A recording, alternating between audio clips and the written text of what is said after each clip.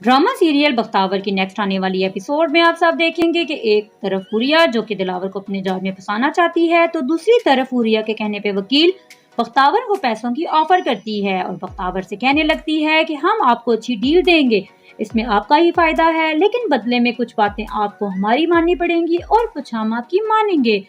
और इस तरह सलार की बहन हुरिया और उसकी वकील बख्तावर को मजबूर कर देती हैं। हुरिया जो कि दिलावर के सामने बख्तावर की हमायती बनी होती है और पीठ पीछे वो अपने भाई सलार की मदद करती है और मीडिया के लोगों से कहती है कि बख्तावर पर इतना कीचड़ उछालो कि वो किसी को मुंह दिखाने के काबिल ना रहे, फिर वो बख्तू क्या बख्तावर बन के भी ना जी सके। हुरिया और सलार की वकील दोनों बख्तावर को अच्छी खासी सुनाती हैं,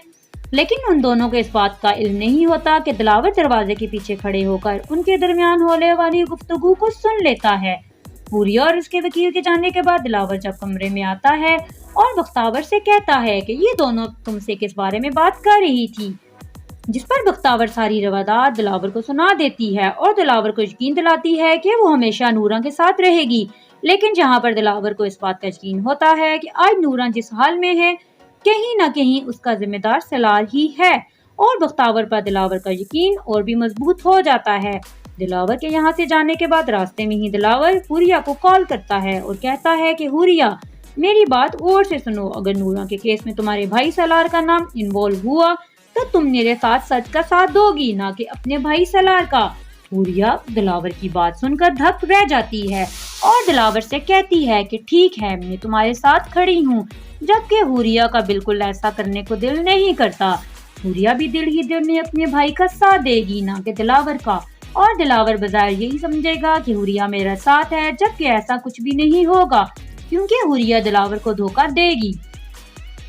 ड्रामे में मजीद आप सब देखेंगे कि हुरिया अपने भाई को बचाने के लिए कुछ भी कर सकती है और किसी भी हद तक जा सकती है। हुरिया अपने भाई को बचाने के लिए नूरा के बाप को भारी रकम देगी और कहेगी कि तुम अपनी बेटी से कहना कि वो अपना मुंह बंद ही रखे। और आज जब नूरा को होश आता है और वो आहिस्ता आहिस्ता ठीक होने लगती है तो इसका बाप नूरा के आगे हाथ जोड़ लेता है और कहता है कि बेटा हम गरीब हैं और हम उनके मुकाबले में कुछ भी नहीं हैं, हम उन अमीरों के खिलाफ कुछ नहीं कर सकते। नूरा अपने बाबा की बातें सुनने के बाद रोने लगती है क्योंकि ये नूरा की इज्जत का सवाल था, मगर वो ये सब सुनकर चुप हो जाती है और पास में खड़ी बख्तावर ये सब मंजर देख रही होती है और सोचती है कि अगर नूरा ने हार मान ली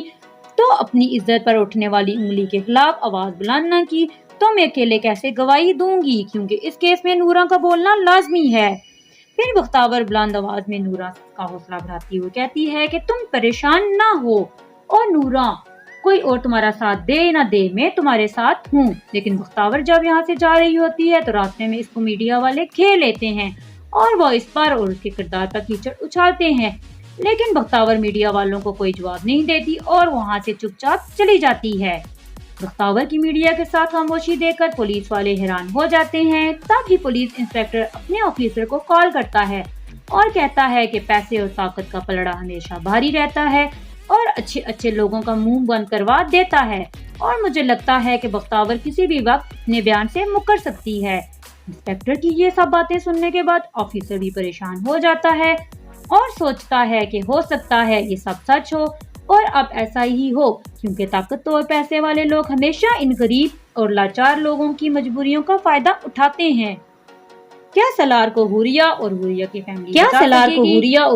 फैमिली बचा सकेगी अब, या दिलावर साहब और बख्तावर सलार को सजा दिलवा कर ही रहेंगे? अपनी राय का इजहार कमेंट बॉक्स में जरूर कीजिएगा। वीडियो को लाइक और चैनल को सब्सक्राइब जरूर कीजिएगा। शुक्रिया।